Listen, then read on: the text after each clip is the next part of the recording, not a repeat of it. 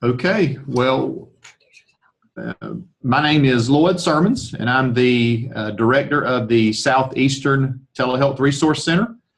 And we just want to take this time to welcome you all to the latest presentation in the National Telehealth Resource Center's webinar series, where we basically provide timely information and demonstrations to support and guide the development of your telehealth program. These are presented on the third Thursday of each month. So let me see if I can get advanced here.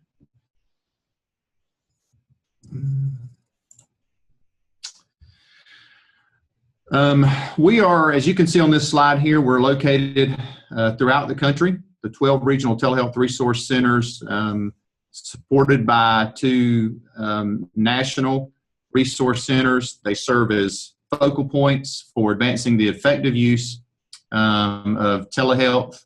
Let's see here, let's scroll down on this here arena.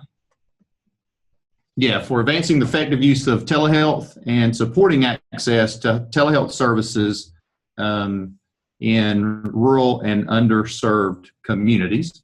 And as you can see there, the map just shows all the resource centers and the regions that they cover. Today we have the opportunity and the privilege to have Ms. Sylvia Rowe, who will be sharing with us today. Sylvia is the Vice President of Clinical Informatics for Ethica Health and Retirement Homes. She is a registered board-certified nurse, and she has been working with Ethica for now going on 25 years. We have had the opportunity to know Ethica and to know Sylvia and work with them for a number of years with their telemedicine programs, and they do a lot of telemedicine throughout their nursing homes. So we are very delighted to have Ms. Sylvia Rowe here to share with us. And today's title, telehealth in skilled nursing facilities, it's a no-brainer. So, Ms. Sylvia? As we get started, just to tell a little bit about how our journey got started. Ethica Health and Retirement Communities is part of a larger organization, and we service about 60 skilled nursing facilities throughout the state of Georgia. We're only located in Georgia, and that has proved to be beneficial to us in our ability to utilize telemedicine, with the legislation in Georgia being friendly to the utilization of telemedicine. And we have several sister organizations who participate and work with us throughout everything we do. So as we talk about how we got started in telemedicine, we really got started out of necessity. In Georgia, we have had changes to PASSAR, which was the pre-admission screening and resident review process. And those changes came about suddenly and dictated a change in how we were able to provide psychiatric services to skilled nursing patients throughout the state. And really within the course of about a 30-day time period, the Georgia Department of Community Health ended a long-standing contract with the mental health management to provide services to all of Georgia's PASSAR residents. With this change, that left us a huge void in our ability to provide the mandated psychiatric care for our elderly patients and the behavioral care for our patients in our skilled nursing facilities. And at about the same time that legislation was announced, one of our senior vice presidents happened to be in a meeting where she was being introduced to Georgia Partnership for Telemedicine and their group. And that's kind of how our organization began that journey and started working with telemedicine.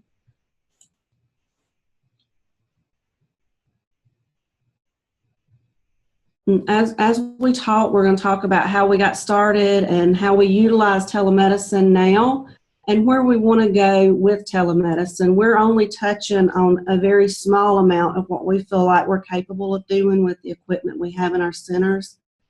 And we have some goals over the next year to improve that and kind of advance and expand what we're doing. So as we look at the next slide, it shows a map of kind of where our centers are throughout the state of Georgia. And you can tell when you look at the homes that have the little video tab on them, you can see that most of our homes are in rural areas.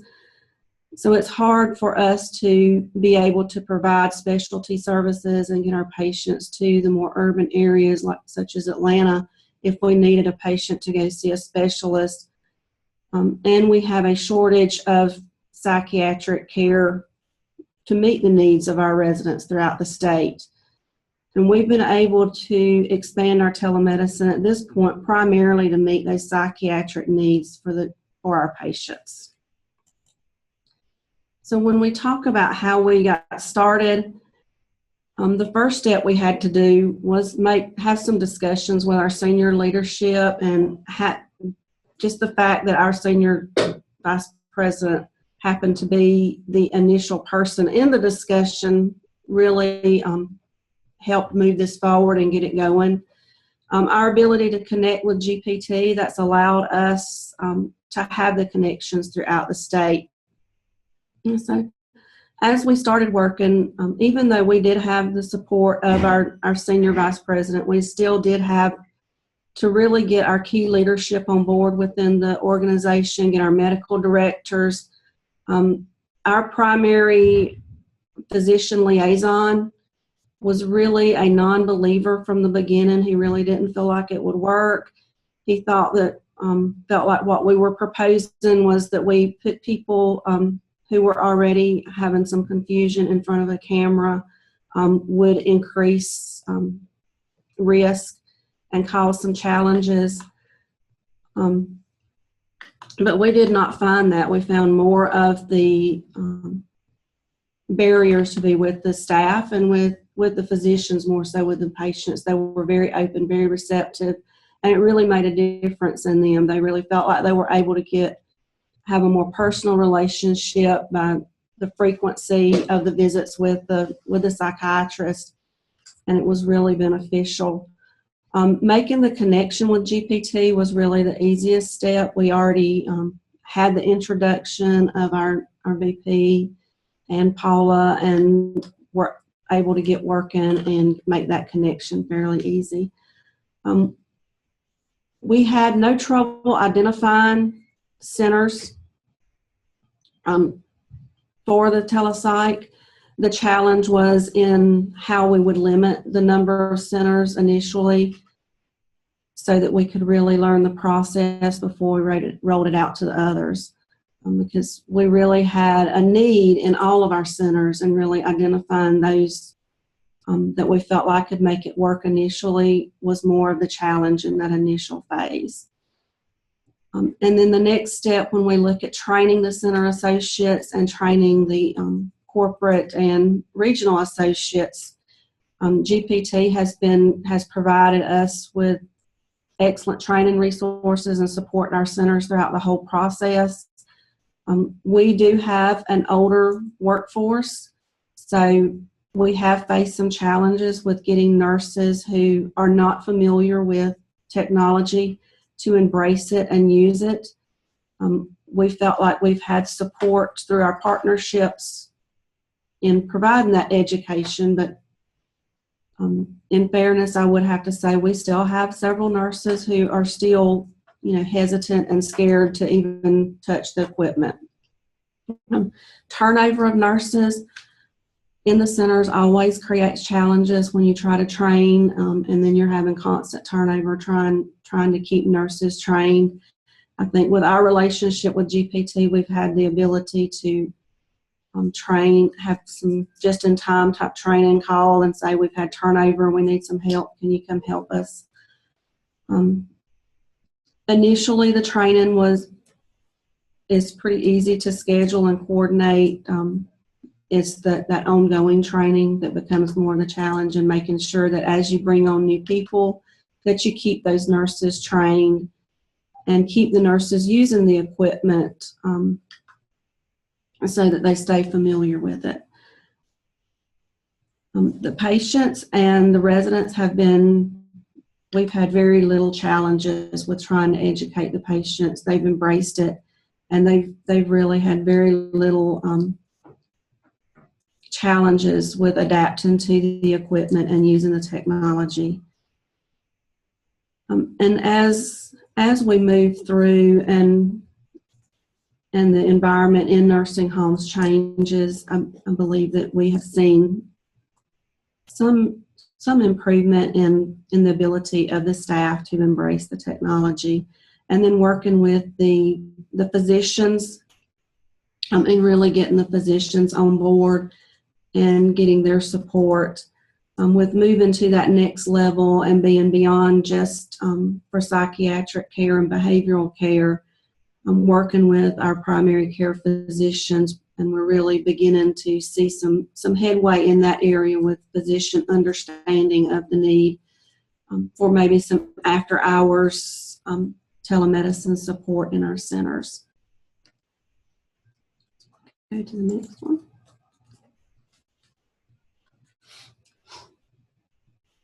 So we started our journey back in 2009, and we initially had 7 centers that we started with. And then in 2010, we added 4 additional centers, and in 2011, 6 more in 2012, 7 more in 2013.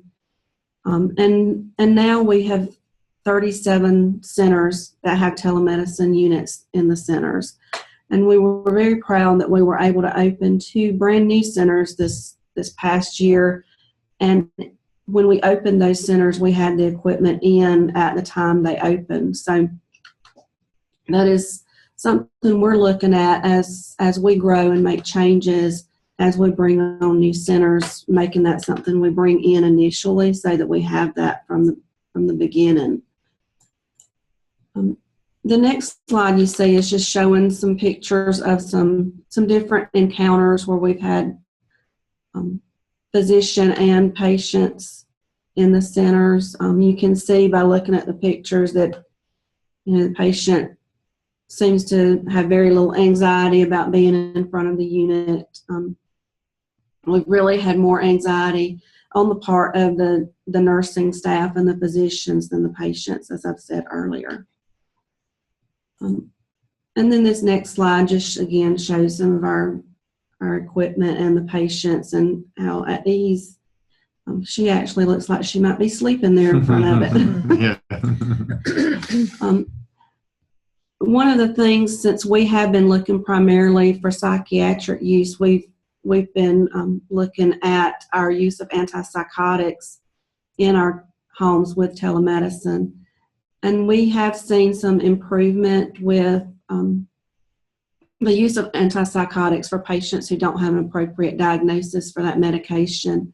And you can see by looking at this slide that our homes with telemedicine, you can see a significant difference in our homes with telemedicine and without, and being able to meet that guideline to not provide antipsychotics for patients who do not have the appropriate diagnosis. And as we look towards the future, and we're currently rolling out an electronic health record, and being able to combine that electronic health record with the telemedicine, we anticipate that we would see continued improvement in that area over the next few years. So, as I said, where we're at now is using telemedicine primarily for psychiatric care and behavioral management. But now I want to focus on some other areas and where we're using telemedicine. We'll go to the next one.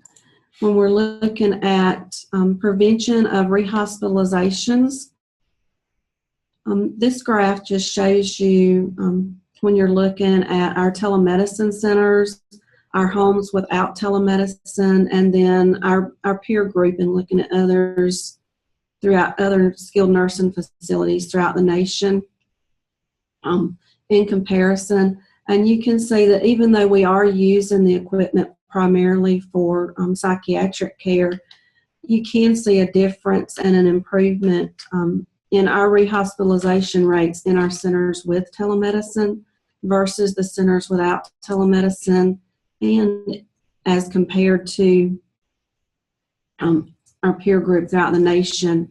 We continue working with our medical directors, having conversations with local hospitals, various nurse practitioner groups, and trying to gain some support for the utilization of telemedicine after hours.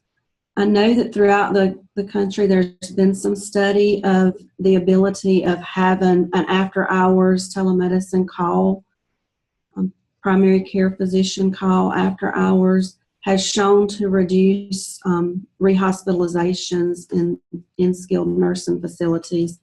And we've used this study to help present to our physicians and our medical directors that there's really a need there for us to have this after-hours support from them so that we can further reduce some of the rehospitalizations, which is really something that we're all striving for.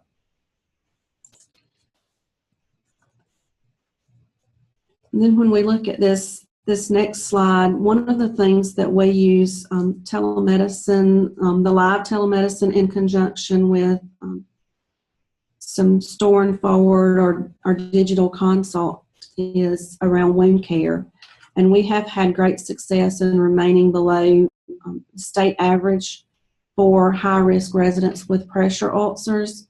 And part of how we have been able to do that is we have wound consultants who are able to provide digital or remote consults for our patients using a combination of telemedicine and just digital pictures to provide guidance and training to our staff, as well as if we have a problem wound or a wound that comes in, patients admitted with something that's not healing well, they have the ability to remotely assist the center in ensuring we have the appropriate treatment, follow up, get on the support surfaces that are needed and the resources needed to help have just that extra set of eyes helping the center manage that care.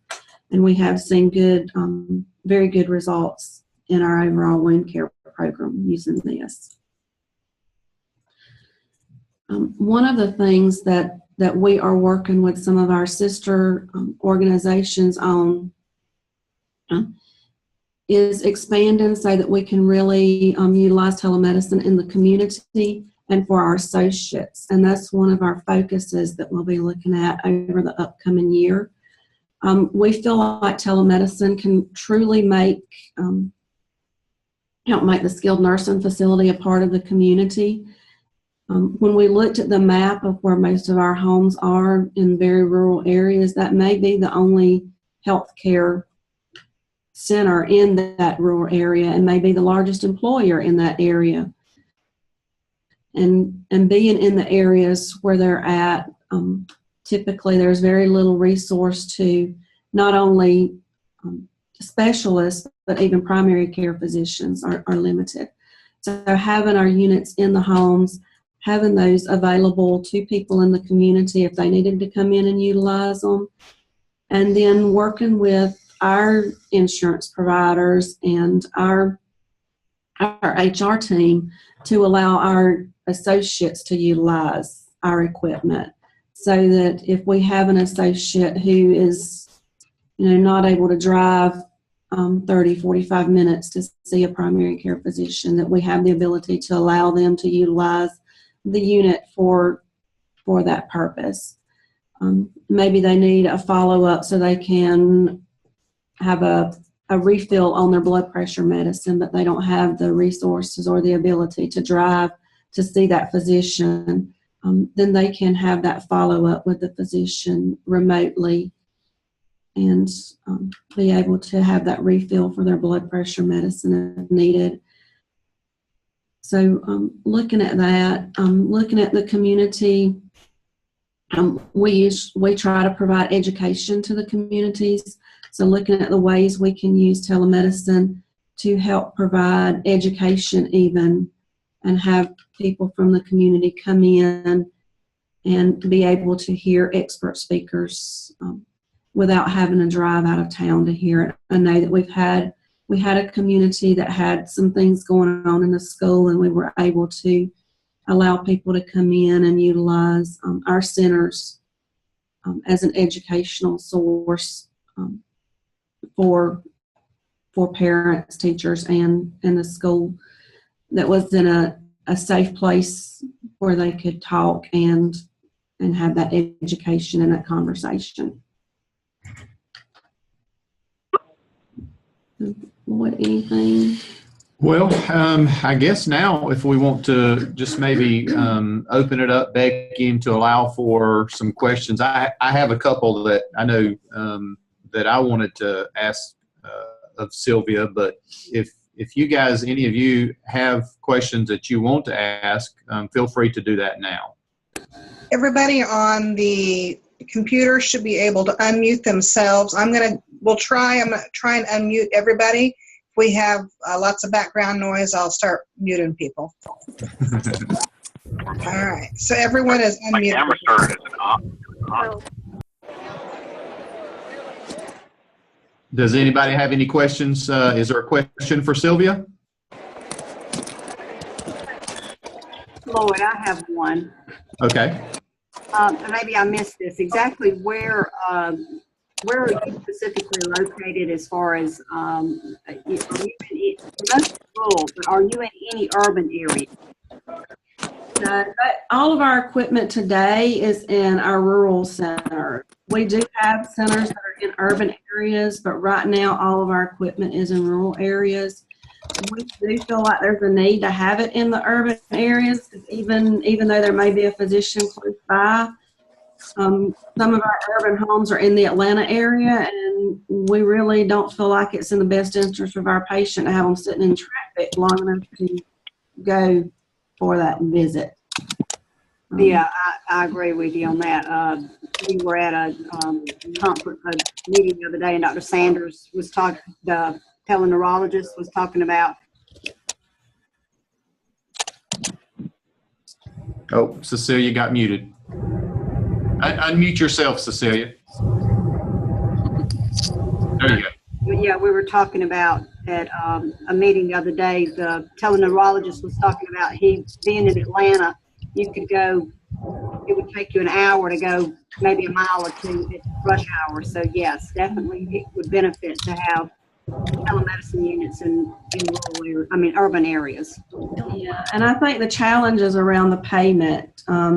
Right now, especially for Medicare patients, the physician can only bill if the patient's in that rural area. I believe in Georgia, if they're Medicaid, we can still bill even if they are in an urban area, but as a Medicare patient, we will have some difficulty in trying to get that bill to go through. And I know currently there's some legislation that is trying to make its way through on a federal level that would remove the in CMS, it would remove those barriers from rural versus non-rural, because one of the things as telemedicine continues to advance, and just like Cecilia is alluding to there, what they're finding is it's just as difficult for people, you know, Medicare patients to get, health care in the larger cities just as much as it is in the rural areas.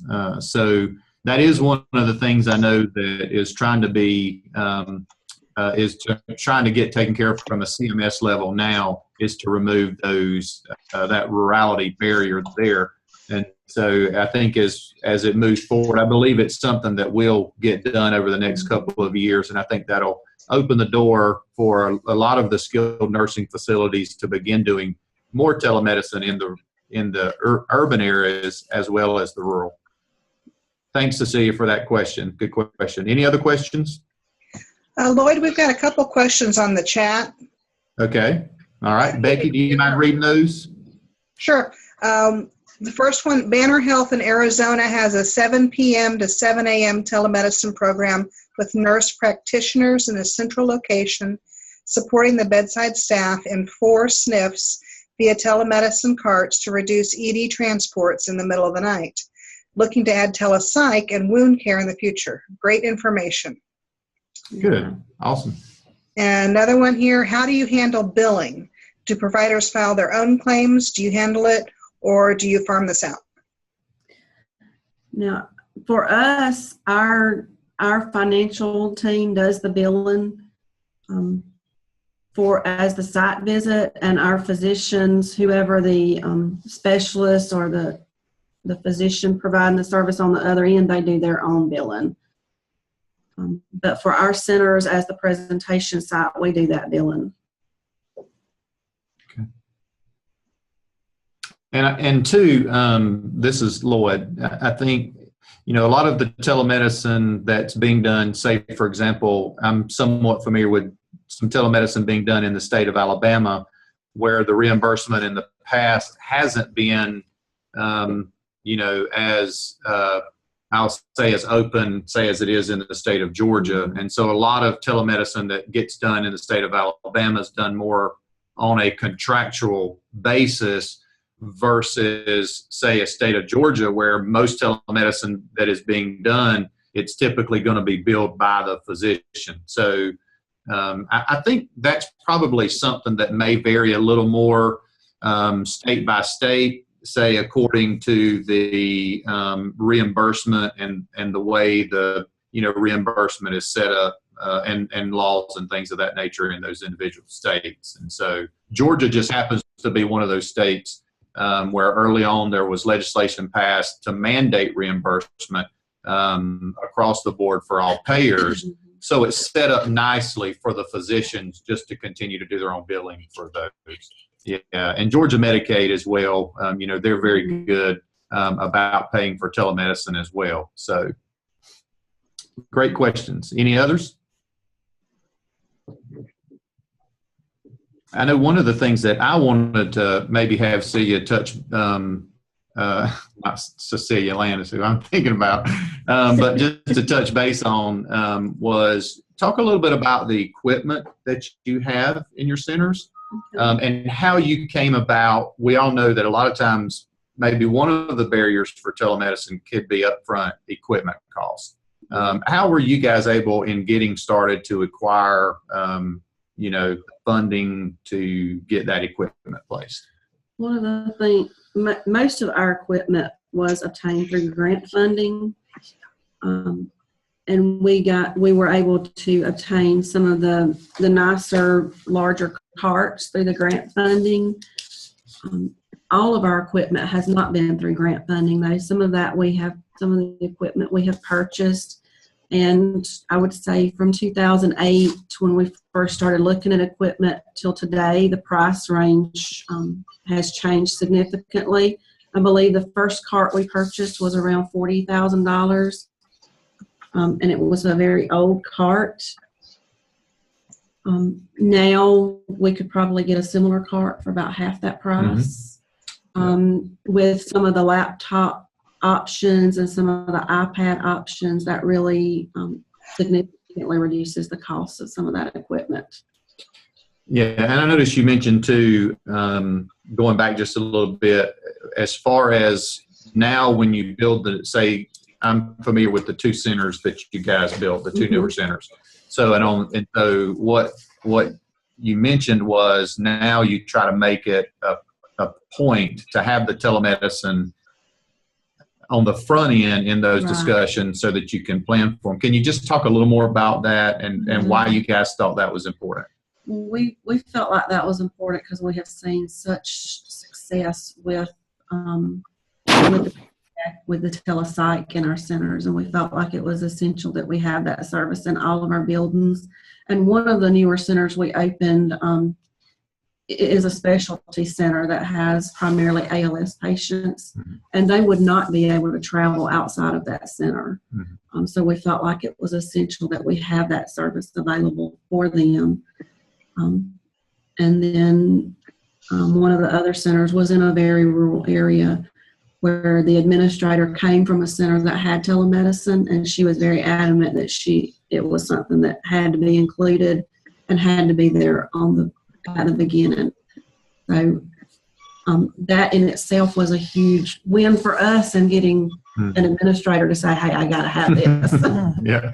And I'm sure it probably helps out too. I mean, I know in the past and gone into facilities and you're implementing telemedicine and maybe there needs to be data drops or wiring or infrastructure needs that need to be there in place for telemedicine. And I imagine somewhat doing that on the front end probably helps with, getting that equipment in and just being able to have everything in place, infrastructure-wise, probably helps out a lot too. It does. In the two new centers, by putting the telemedicine in there initially, we were able to get all the lines in the initial build, and we were able to also include how to utilize those units wirelessly, because some of our older units, of course, are not wireless.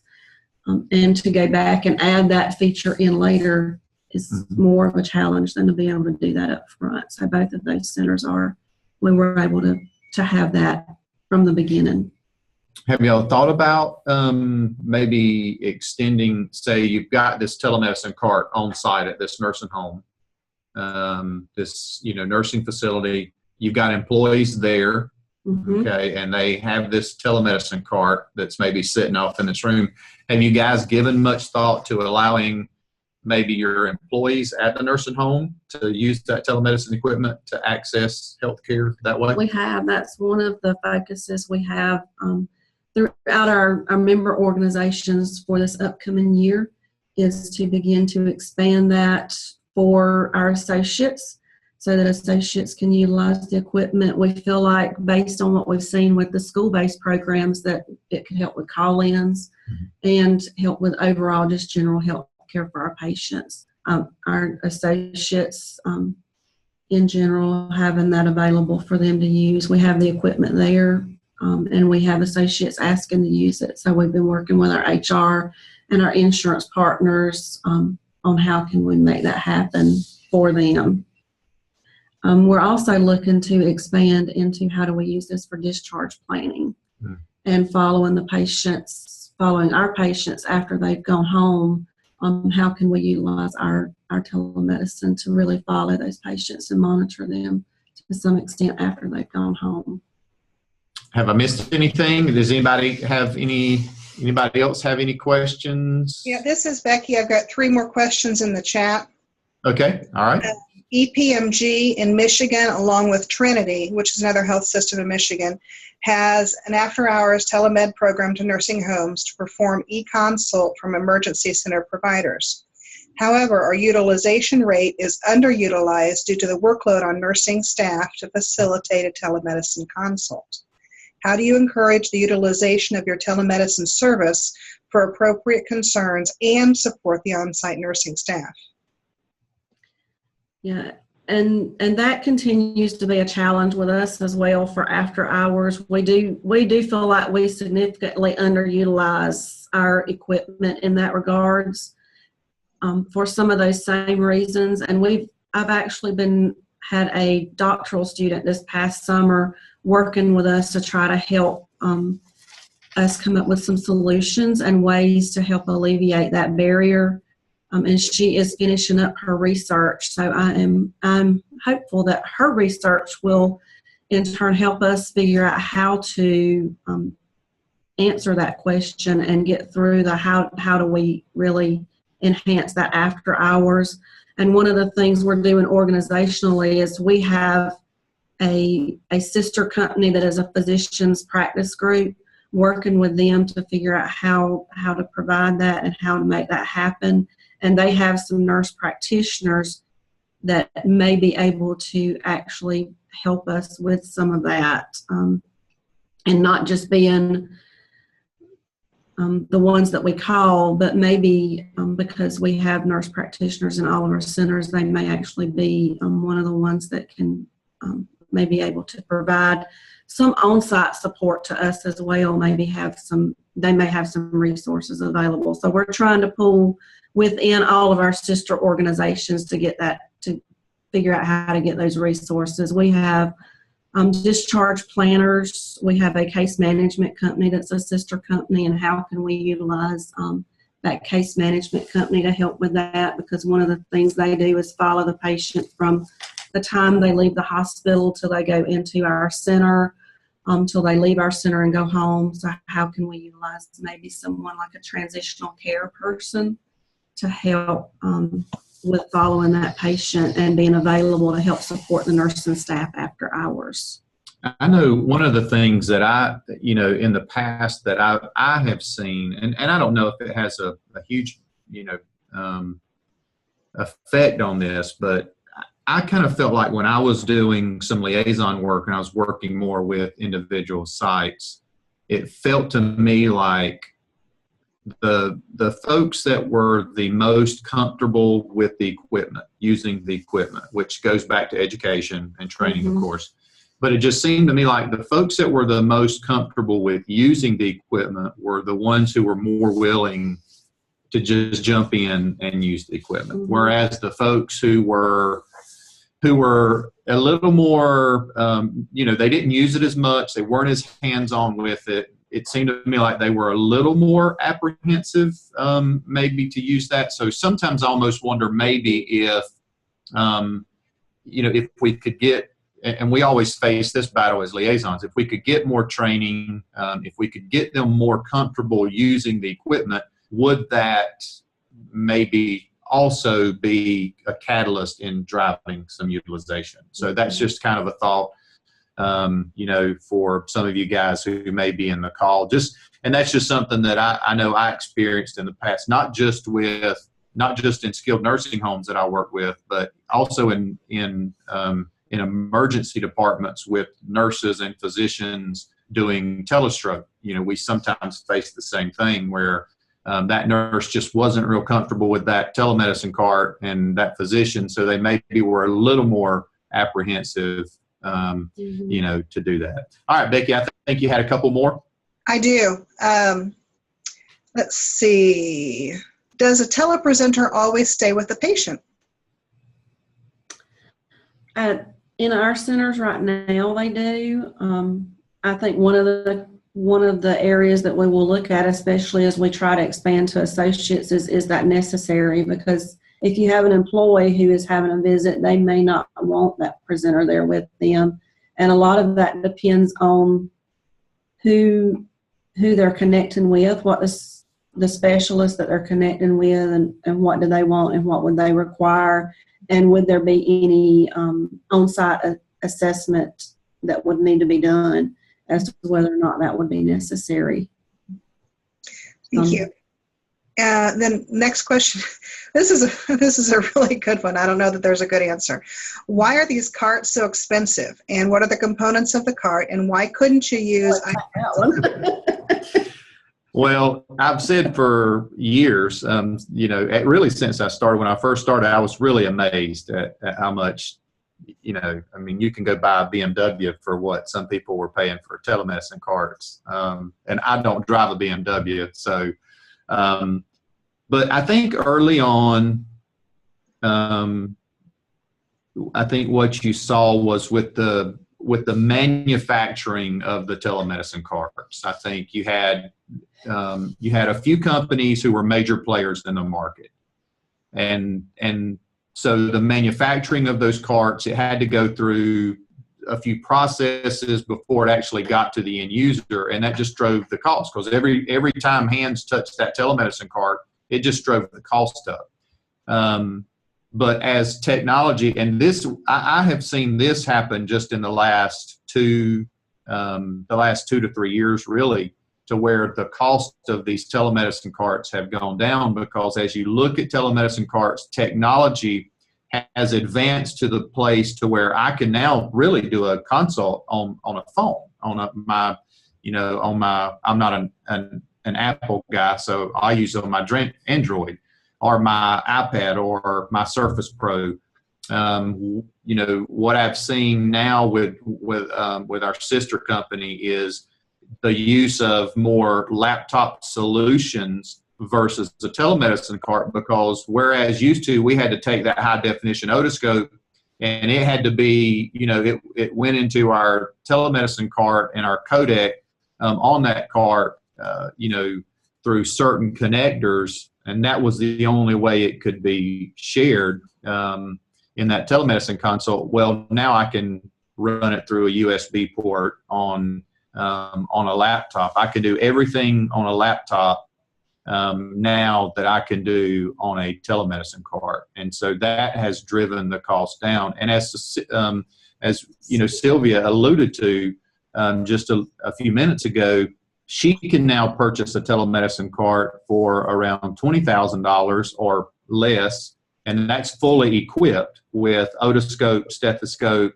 pan tilt zoom camera, you know, for half, if not a little less than half, than what she paid, you know, 5-6 years ago.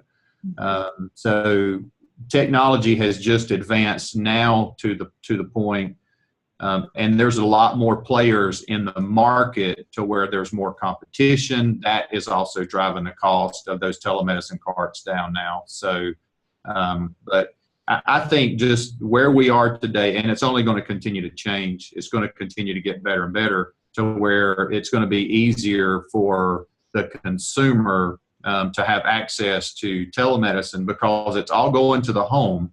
And so in order to do that, you know, we don't want to, of course, sacrifice quality, but technology's coming to the place to where we as consumers are going to have it right at our fingertips, and it's going to be very cost effective to do. And I think that's going to help with the nurses' willingness to use the equipment. That's too, correct. Because it's going to make it much easier to use and more cost effective. Yeah. All right, we've got some more questions added on here. What HIPAA-compliant platform are you using for the rural telepsych encounters? All right. So, Cecilia, I mean, I keep saying Cecilia because I'm looking at Cecilia Land's name there, but Sylvia alluded to the partnership that they have with the Georgia Partnership for Telehealth. And the Georgia Partnership for Telehealth it's a private network. It's an open access network that allows any partner inside of that network to connect to anyone. But GPT manages all of those connections. So that telemedicine cart is directly connected into the GPT network, which is, of course, it's a heavy Cisco network. So so the equipment that they're using in their nursing homes are mostly telemedicine carts with Cisco codecs, or either their laptop solutions running a Jabber, the Cisco Jabber application. And so, of course, there are many different platforms nowadays, you know, that can be accessed as well. And I think, you know, with Sylvia and their facility, you know, there are a lot of services that come along with being a part of that GPT network that they have access to. Say versus, you know, hiring their own staff and having to manage all that themselves. So, okay. Let's see. Well, next one.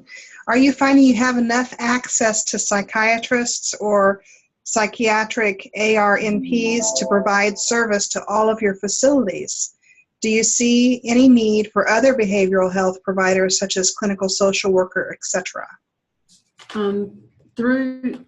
Through the resources and access to the specialists we have through the GPT network, we currently have access to some clinical psychiatric social services as well as the psychiatrists. So we have an abundance through that network right now. and I'll say, you know, just here talking with Rena, one of the things that we see all the time, just outside of, you know, our skilled nursing facilities, is we're always in need of providers. You know, here in Georgia, we have a very lively school-based telehealth program, Georgia, Tennessee. And so, you know, there's always correctional facilities. There's such a need for additional providers. And so we're always open. And I think, you know, Sylvia would say the same, whether it's primary care or what have you. But even outside of that skilled nursing facility, there's such a huge need for additional providers. So especially in the area of pediatrics. So, Mhm. All right. When is telemed used to decrease ED? Or when? I'm sorry. This is not grammatically correct. I'm having trouble reading it. When is telemed used to decrease ED visits, comma, who are the MDs that participate? Well, I know for us, we have Dr. Sumner, who has been a very big champion of telemedicine as one of the medical directors for a couple of our centers. So she really uses telemedicine not only in our centers, but in her private practice as well, and has been able to help us with using that after hours and to help reduce some of those emergency visits. And then we're looking to expand that. We have a newly formed physicians group that's a sister organization, and they're looking to probably help us in some of the after hour stuff. But we do always call the primary care physician first, and then extend beyond to the telemedicine as needed. And that's one of the point of their question is, are the MDs the primary care that get called first, or are you calling somebody at a local hospital in the ER? I think that's kind of their question. No, we would always call the primary care and attending physician first, and that, as we would with anything else, we would always go through that primary care physician and connect up with them. And if possible, we would love to have that primary care physician be able to connect up through the telemedicine with us as well. And Dr. Sumner, this is probably one of the things that has been most excited about, because whereas previously, before telemedicine, she was getting up in the middle of the night and sometimes having to go on site at these at the nursing facilities. Well, now she just gets up from her home and she's able to connect in, make a connection, and then a lot of times save transportation and so forth and so on. So. Right. Can you describe more about how the wound care is done? Do you store and forward photos or live viewing? How much dependency is there for a telepresenter to be the eyes and touch for the wound care doctor? Well, right now, the wound care that we're using is with registered nurses that are clinical WOCN certified nurses. And we have a treatment or wound care nurse in each of our centers. And they are typically right now taking a picture and forwarding that to the wound consultants. What we are hoping to move forward with is having that more of a live, so we don't have a stored picture anywhere. Because we would like for that to be a live video feed, and then there's no need to store the picture anywhere for any period of time. Yeah, and I worked with a site over in Alabama, actually down in Chatham, Alabama, that connects with a wound care facility in Mobile, and they do theirs live. So they have a high definition otoscope that has a wound care attachment to that otoscope, and they're able to actually do that consult with that physician live. GPT, the Georgia Partnership for Telehealth, I know they have a facility, Archbold Medical Center, down in Thomasville, Georgia. And they do a lot of wound care consults, and I think most of theirs is store and forward that they do. So I know in the past, reimbursement has been a little bit of a hindrance for wound care with store and forward. But I think that's another thing that's going to change as telemedicine advances and and as more and more insurance companies come on board. So yeah. I'm going to skip one question and go to this one down here. Do your SNFs have relationships with more than one hospital system, or do they control the choice of telehealth providers? All of our centers have relationships with multiple hospitals, depending on the area they're in and how many hospitals are in that area. But most of our SNFs have relationships with more than one hospital, and the hospitals may or may not have telemedicine. It varies significantly from center to center. The last question I have, I'm coming back to one I skipped. Is there a good resource or document we can review on a state-by-state regs in telepsychiatry for long-term care facilities? I'm not aware of any such document, but that's an awful good idea for us to think about. Yeah, that's what I was going to say. You know, I'm not aware of one. We've got a couple folks, Becky, that I think we could probably reach out to who do mental health, pretty heavy, you know, in telemedicine. So be more than happy to reach out to those folks and maybe just do a little more digging and find out if there are. Yeah. All right. Any other questions? I haven't had any on the chat. Okay. I have a question. Okay. As far as fee-for-service reimbursement, any comments or experience about that? You know, in Georgia, really I don't think there's as much fee-for-service going on just because, and that's what I was alluding to a little earlier, the reimbursement in the state of Georgia with the mandate that payers pay really sets up nicely for the physician just to bill as they normally would. On the flip side of that, a state like Alabama, where there's no legislation, no parity law, you see, I think it sets up a little more for more of a fee for service, more of a contractual type of agreement between provider and facility. So I know there's quite a few of the mental health centers that I have worked with in the past over in Alabama who set up more on a contractual, fee for service type of scenario. And that's due just to the reimbursement because it in the past has not been there. So they're paid more on a contractual basis versus than them just billing themselves. So I appreciate that. I was wondering about fee for service in terms of CMS, Medicare, Medicaid.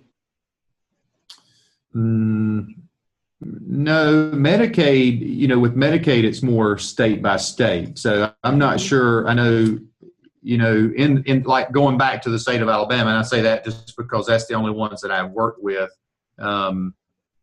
it probably sets up more. I don't know if Sylvia, do y'all have any fee for service here? Is that the way it was with the PALSAR?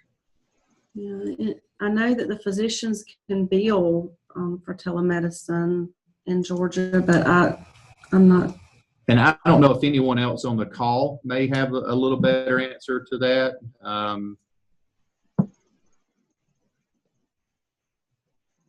Okay. I'll take that as a no. Silence as a no. Thank you very much. Yeah. I did get one more question in the chat. Actually, somebody is commenting Medicare covers rural SNFs. Yeah. Yeah. That kind of answers part of the last question. Part of it, yeah. Okay. Then I've got another, this is something I hadn't heard of, but this is very interesting. Do any of your SNFs remotely include family members in provider encounters or care planning meetings? We have not up to this point. That is something we have had discussions about, and I believe it's very doable with the technology that's there, but we have not got that buy-in from the associates at the center level and the families yet to try to actually pilot that and get it going. Hi, it's Cambria Ernst here at PMC, and we have done youth telemedicine skilled nursing homes for care management conferences, and it's been fabulous. Good. Thank you. Yes. And someone has in the chat has sent a telehealth white paper. I'll take a look at this and see what this is here. Telehealth utilization, potential benefits of expanded coverage and reimbursement. It's a BRG white paper. Share your doctorate results. Tell them that. Yeah. All right. And Rena had asked me to share as well, once our doctorate student has completed her research paper, if she's willing, we would certainly be willing to share that. Oh, that would be great. Yeah, and that's something we'll coordinate with Sylvia, and we can get that information out. Mhm. All right. I've pulled this slide up here. Are you still seeing that? Yes. Okay, good deal. So our next, this is Becky Sanders again, facilitating this call. The next National Telehealth Resource Center webinar is going to be, it's always on the third Thursday of the month, but the next one is going to be hosted by the Northeast Telehealth Resource Center out of Maine. And the topic is Telepsychiatry Essentials, Getting Started, and Models for Patient Care, Education, and Special Populations. So the calls are always at 2 p.m. Eastern. I did have one last thing pop up in here. Oh, yes, just a comment on rural. Practicing in rural New Hampshire, rural is a relative term. We have much more rural areas. Is there a way for how far away from the telehealth center these rural facilities need to be? No, I think that really goes back to state by state. I think some states may have laws in place. But from a Medicare standpoint, there's no distance that's specified. Right. Formula. Yeah. Medicare. With Medicare, there's a formula. And of course, Medicare has out on their website the rurality checker. And so, but hopefully, and that's what I was saying earlier, hopefully the whole rurality issue over the next year or two will go by the wayside. So. Yep. But it can also be in a healthcare professional shortage area. Mhm. So it's also something else that comes into play there. So it may not necessarily be considered rural, but it may be a healthcare professional shortage area. Right. Mm-hmm. And I went ahead and I posted in the chat. If those of you that are still on, would you please go ahead and click on that hyperlink to the SurveyMonkey. That is how we collect feedback on our surveys so that we continue to do better. And I'm also going to post the link to the YouTube channel within the next 24 hours or so. We'll be posting this recording on this YouTube channel. And this is the one for the National Telehealth Resource Center. A couple other comments here as we wrap up. University of Vermont Medical Center teleconsults family members and are encouraged to participate in SNF consults. Georgia has removed the 5,000 or more population requirement for telemedicine. Okay. Good deal. All right. Well, Becky, we appreciate you, moderating this for us and hosting the call. Not a problem. And thanks everyone for joining. Definitely want to thank Sylvia for her time and for coming and presenting for us as well. And we hope everyone has a good day, a good weekend, and happy holidays. Thank you. Goodbye. All right.